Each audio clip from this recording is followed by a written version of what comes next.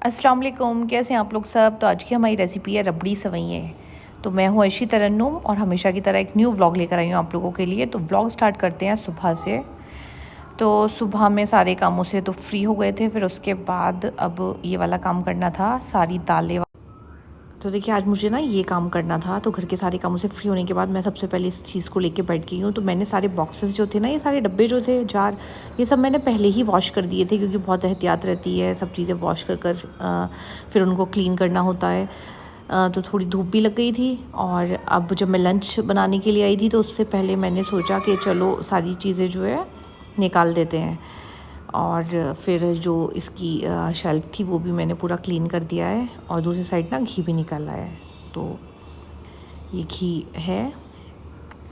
और अब बच्चे भी स्कूल से आने वाले थे, तो मैंने खाना भी लगा दिया था।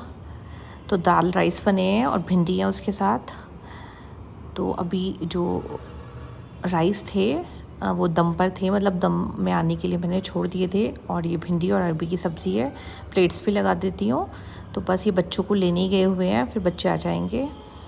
और अब हो रहा है शाम का टाइम, तो अब चल रही थी शाम के खाने की तैयारी।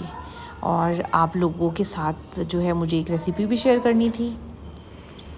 तो मैंने सोचा चलो, बहुत लोग मुझसे मांग रहे थे रबड़ी सेवइयाँ की रेसिपी। और एक दूसरी चीज़ थी कि आप जो बॉईल करके राइस बनाती हैं वो कैसे बनाती हैं। तो मैंने सोचा चलो ये भी शेयर करते हैं। तो सबसे पहले क्या करना है, पानी ले लेना है और उसमें डाल देंगे नमक और उसको बॉईल करने के लिए छोड़ देंगे। पानी ज़्यादा लेना है, जब बॉईल कर राइस बनाते हैं तो पानी ज़्यादा लेते हैं, वरना नॉर्मली क्या होता है कि अगर 1 कप चावल है तो 2 कप पानी ले लेते हैं अगर खुले बर्तन में बना रहे हैं। लेकिन जब पानी बाहर निकालना होता है और बॉईल वाले राइस होते हैं तो इसमें पानी ज़्यादा लेते हैं। और आधा घंटे के लिए बासमती राइस थे वो मैंने भिगो दिए थे। और जब पानी में एक उबाल आ गया है तो मैंने सारे राइस भीगे हुए उसमें डाल दिए हैं। और अभी ये थोड़ा सा और पकेंगे, 90% कुक होंगे। दूसरे साइड हम कर लेते हैं रबड़ी सेवई की तैयारी। तो सबसे पहले मैंने एक मुट्ठी भर के बादाम ले लिए हैं और फिर उसमें डालेंगे ब्रेड। तो नॉर्मल जो ब्रेड होते हैं ना वो इसमें डलते हैं, लेकिन अभी मेरे पास वो वाले नहीं थे। तो 1 लीटर दूध मैं लूँगी, तो उसके लिए मैंने ये ब्रेड लिए हैं 4। और ये इसमें डाल देंगे और थोड़ा सा दूध डालेंगे क्योंकि इसको ना पीसना है। और बहुत ही यम्मी रेसिपी होती है। और यह है इलायची, तो इसमें 3-4 इलायची जो है डाल देंगे। हमारे पास अगर इलायची पाउडर है तो 1 चम्मच वो डाल देंगे। और अब इन सारी चीज़ों को हम बहुत एकदम फाइन पेस्ट बना लेंगे इसका, बादाम पिस जाएँ। और इधर देखिए हमारे चावल जो है अच्छी तरह से बॉईल हो गए हैं, उबल गए हैं। और अब हम इसका पानी जो है निकाल देंगे। तो कोई स्ट्रेनर हो उससे आप इसका पानी निकाल दीजिए, मतलब उसमें छान दीजिए इसको, या फिर इसी तरह से जैसे भी आपको इजी हो निकाल दीजिए। और फिर बस लास्ट में दम देना होता है 5-7 मिनट के लिए। और एक एक जो राइस है हमारा बहुत अच्छा खिल के बन जाता है। तो हम लोग तो बासमती राइस ही यूज़ करते हैं, उसी का मैंने आपको तरीका बताया है। तो देखिए अब हम लोग लेंगे 1 किलो दूध और इसको ना उबाल देने के लिए, बॉईल करने के लिए हम रख देंगे फुल फ्लेम पर। और जो बादाम और जो भी चीज़ें हमने पीसी थी, ब्रेड वगैरह, वो सब इसमें डाल देंगे और इसको चलाते जाएंगे। थोड़ा ना इससे गाढ़ा हो जाता है और बहुत अच्छा एक फ्लेवर आता है, रबड़ी के जैसा टेस्ट हो जाता है। और ये लेंगे हम कस्टर्ड पाउडर। तो ये केसर इलायची फ्लेवर वाला जो आता है वो लेना। और 2 चम्मच 1 लीटर दूध के लिए भर भर के 2 बड़े वाले जो चम्मच होते हैं वो मैंने लिए हैं, मतलब टीस्पून जो होते हैं, थोड़े से दूध में मिक्स करके इसमें डाल दिए हैं। और चीनी वो टेस्ट के अकॉर्डिंग, जैसा भी, अगर आप ज़्यादा मीठा खाते हैं ज़्यादा मीठा डाल दीजिएगा, लाइट तो फिर लाइट शुगर डालिएगा। और अब इसमें वेट करेंगे एक उबाल आने का।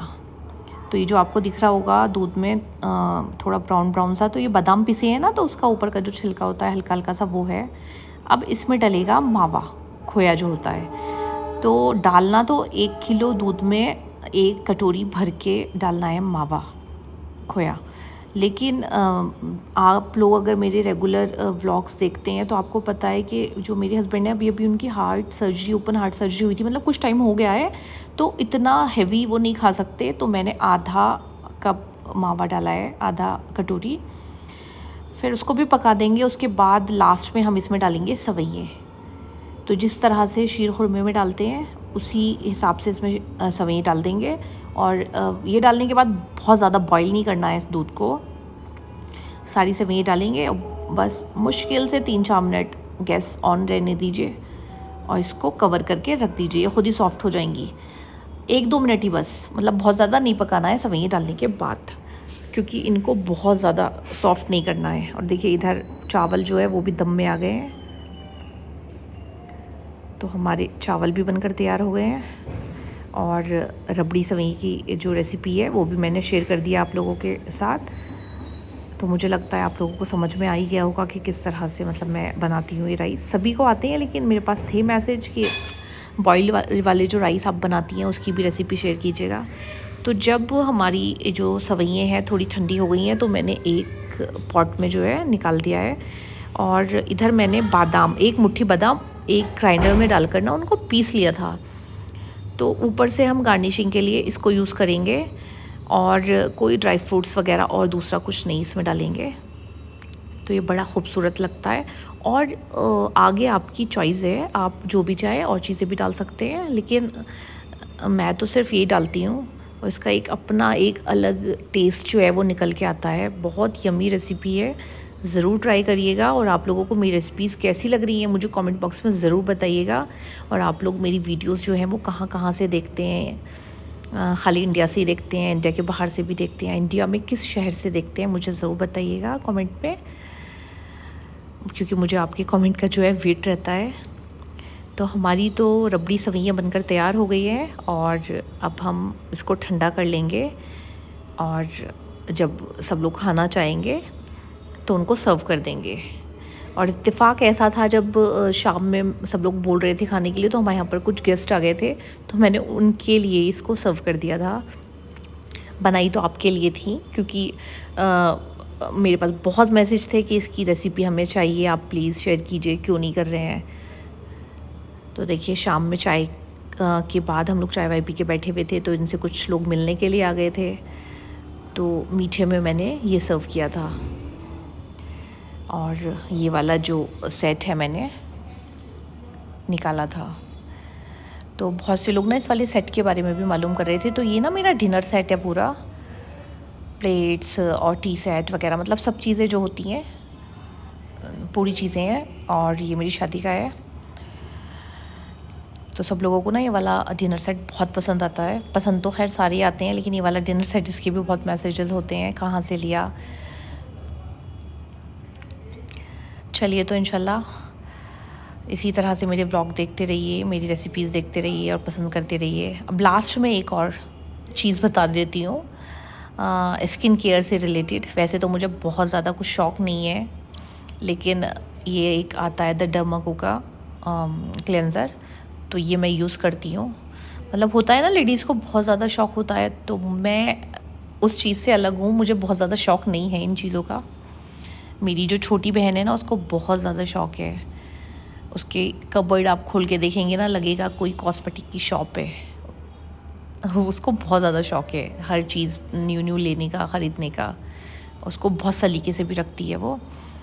और सेम हमारे घर पर भी है। मेरी बड़ी वाली बेटी है ना, उसको नहीं है शौक़। छोटी बेटी है ना, उसको अभी से इतना ज़्यादा शौक़ है, बहुत। और सेम इसी तरह से मेरे भाइयों की बेटियों का भी यही है। एक बेटी को बहुत ज़्यादा शौक़ है, दूसरी को नहीं है। तो देखिए, क्लेंज़र तो ये हो गया था। फिर उसके बाद आती है क्रीम। तो ये डे और नाइट क्रीम है, मतलब दोनों टाइम आप इसको यूज़ कर सकती हैं। ये भी द डर्माको की है। और सबसे अच्छी चीज़ ये है, एकदम लगाते ही ना आपको इसकी अपनी जो स्किन है ना, एकदम सॉफ्ट लगेगी और बहुत अच्छा मतलब फ़ील करेंगे। तो आप इसको यूज़ कर सकते हैं। अब जब इतने मैसेज थे तो बताना तो था कि क्या चीज़ यूज़ कर रही हूँ मैं। और ये है डॉट एंड की का सीरम। ये भी बहुत अच्छा है सच में। तो इसको रात में पूरे फेस पे अप्लाई करके सो सकते हैं। वैसे ये भी डे और नाइट दोनों के लिए है।